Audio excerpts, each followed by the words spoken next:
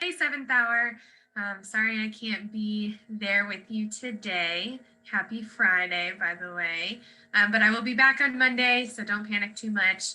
And I was here for the majority of the day, so it's just you guys that are the lucky ones. But thanks to technology, we can still do the lesson. So buckle up. We've just got a little bit to go through here.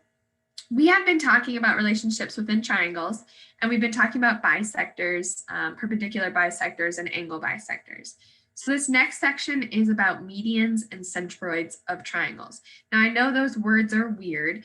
You're like, what are those? We're going to use GeoGebra to help us explore this just a little bit more. All right. So let's say I'm just going to draw a triangle here. Just any old triangle. Sure. Okay. We have discussed what a midpoint is. Midpoint, we've been using and when we discuss our perpendicular bisector and we say, okay, the bisector splits the segment into two equal parts. Well, that middle of the segment where it intersects is the midpoint. So you can think of midpoint as the middle of the segment. So I'm going to use this tool here to just drop the midpoint in. It calculates it for me. So there's the midpoint between A and B. Here's the midpoint between C and B. And here's the midpoint between A and C. So now we have the midpoints. Now I'm going to draw some segments and I'm going to connect each vertex. I'll pause there. Vertex is just where the segments connect. Think of it like the corners of the triangle. So I'm going to connect each vertex to the opposite median, or the opposite midpoint, excuse me. That forms the median. I'm going to do that to each vertex. So vertex to the opposite midpoint, vertex to the opposite midpoint. Again, what this is called is a median. Okay, well, notice they all just intersected at a point. I'll call that G. That point is called the centroid. And the centroid has a lot of cool applications and properties. One thing that you might notice is that it splits this triangle, this shape, into 6 smaller triangles, and all of those triangles actually have equal area, which is cool. And I want to show one other really cool property, and go back to my measuring tool. First, I'll prove that I really did find the midpoint, right? A to D is 4.5. D to B is also 4.5. So that is the middle of that segment. Well, then let's look at this median here from A to E. I'm going to measure A to the center, 3.4.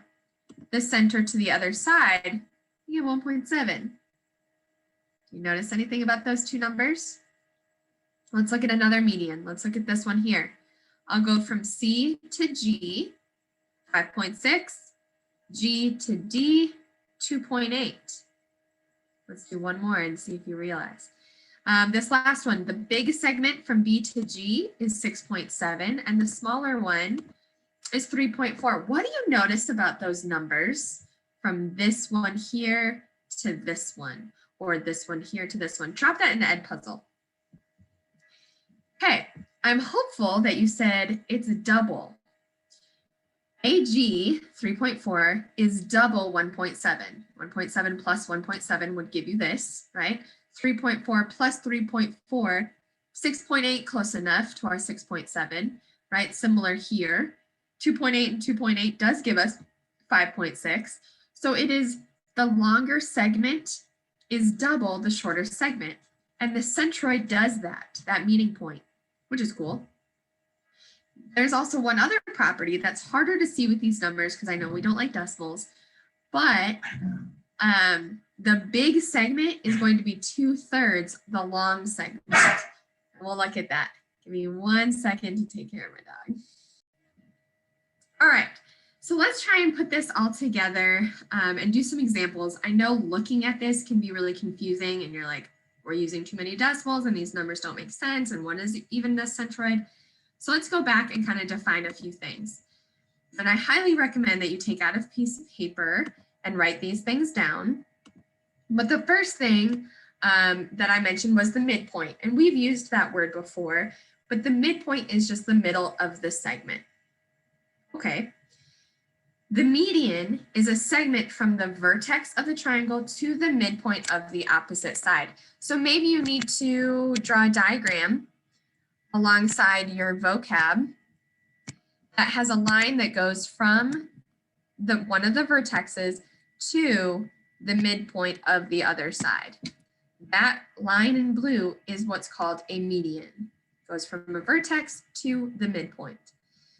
Then the centroid is the intersection of all three medians. So if I did this median, another median, and another median, that intersection point is called the centroid. What's cool is if you were to actually construct a triangle with like construction paper, and you were to cut out and measure and find the median and find the midpoint and draw your medians, that intersection point is the balance point. You could balance that triangle on your finger and it would stay flat, which is really cool. And it splits the shape into 6 smaller triangles of equal area. I would pause your video right now and copy those down. All right, so now let's get into that the ratios of a centroid, more of the properties of a centroid. So I have a triangle here and I've already drawn the midpoint and the median, right? So I found the midpoint of the segment and drew the line. I want us to practice just identifying parts. So first, I've done this one for us. Segment BE, the long segment here, is a median of segment AC because it's cutting AC into parts. Therefore, segment AC right here is divided into 2 congruent parts, here and here. So we call that AE and CE. So let's walk through another one. Let's pick another segment. Let's do CF. So I'm going to say that segment CF is the median of segment BA. It's an A. And it's going to cut segment BA into 2 equal parts, which are BF and FA. So if I were to write this down in our diagram, again, we already said that this part's equal to this part. Now we know that this part here is equal to this part here. The last piece of information is the median DA. So segment DA is a median of segment BC. Therefore, segment BC is divided into 2 congruent parts, being BD and DC. So if I were to write those in, I know that this part and this part are equal. Okay, well then we talked about these crazy ratios, right? And we said that the centroid splits, this is the centroid, remember the middle, splits the median into 2 parts. We've got this longer chunk here and a shorter chunk here. They are not equal. I know it's easy to be like, oh, okay, I'll just set them equal to each other. They are not equal. Check that out. Even if you take your fingers and literally put them on the screen, they are not equal, right? A to G is going to be much longer than G to D. So what's cool, I'm going to highlight this part, maybe, is that the distance from the vertex to the centroid is 2/3 the length of the entire median.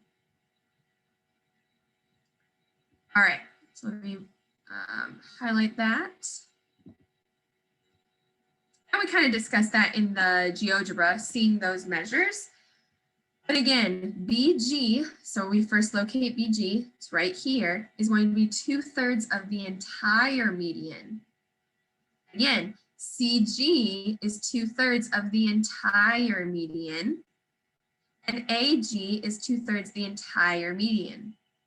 The second property says, okay, well, let's look at just these 2 parts. And this is what we really saw in the GeoGebra example, that the segment from the vertex to the centroid is twice as long as the segment from the centroid to the midpoint.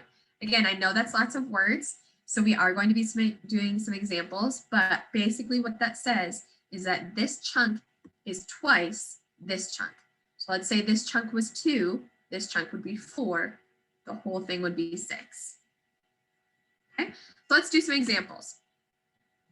All right, so in this first one, it tells us that we have the centroid. So we know all of those properties hold true, which is good. And it tells us that segment BE is 12. So I first locate that and I say, okay, BE is a median. It's the longest part, right? We want to find the length of BG and then GE. So I'm going to set this up and say, all right, well, I know that BG is going to be 2/3 of the median, which is BE, right? The big chunk is 2/3 of the longest chunk. And now I have to kind of translate that. Do I have information to be able to solve? I do, because it tells me what BE is. So I say that BG is 2/3 of 12. Well, I can calculate that, right? 12 times 2 is 24. 24 divided by 3 is 8. Sweet deal. So I know a piece of it. I know that BG is 8. And then it asks me to find GE. You're like, well, how am I going to find GE? The second property says that the big chunk of the median is twice the smallest chunk of the median, GE. Well, now I know what BG is, it's 8. So I can solve for GE, and all I have to do is divide by 2. So therefore, GE is 4. And you can check yourself. 8 plus 4 is 12, and that's the length of our total median. So we did it right. That's a cool application. Can we do this with algebra then? Absolutely, right? Always. Again, we have, it tells us it's the centroid, so all of these properties hold true, and they already have the markings on there. But now it says, okay, if BG is 10x and GE is 6x minus 4, can we solve for x? So this is very similar to number 1. So let's see if we can set it up. BG, we know, is going to be 2/3 of the median BE. So does that help us? Let's see. We know what BG is, but we don't know what BE is, so we can't use that property. So let's try the second property that says that BG is twice GE. We can definitely use that. We know that BG is 10x. We know that GE is 6x minus 4. Okay, and now we can solve. Let's distribute that 2. So we get 12x minus 8. I'm going to subtract 12x over to get negative 2x.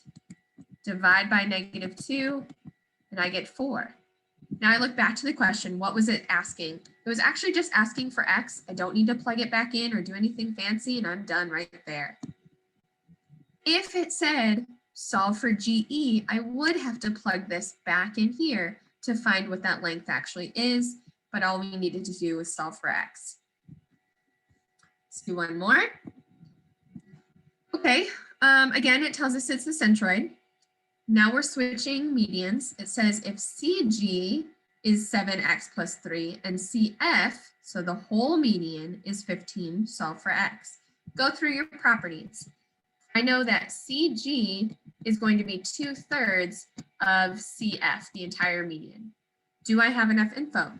Yes, I do. I don't need to go to that second property. CG is 7x plus 3. CF is 15. And I know you see a fraction and it's like, oh my gosh, panic. Don't worry too much, right? We can do this. 2 times 15 is 30, divided by 3 is going to be 10. So I have a 7x plus 3 is equal to 10. Subtract 3 from both sides, divide by 7, and I get 1. Look back at our question. It was only asking solve for x, so I'm done. All right, questions. If you have a question on any of these 3, drop it in the Edpuzzle now. Okay, so here's the deal. What I want you to do for the rest of the hour is to work on this worksheet. There are 5 questions on this worksheet. If you are in the room, there should be some worksheets on the table that you can grab and you can write on the worksheet, since I know sometimes it's easier to have the diagram in front of you.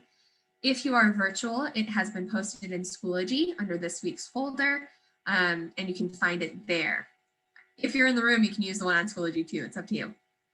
But I want you to work on these 5 problems. They tell you information about the diagram, and different things that you need to find.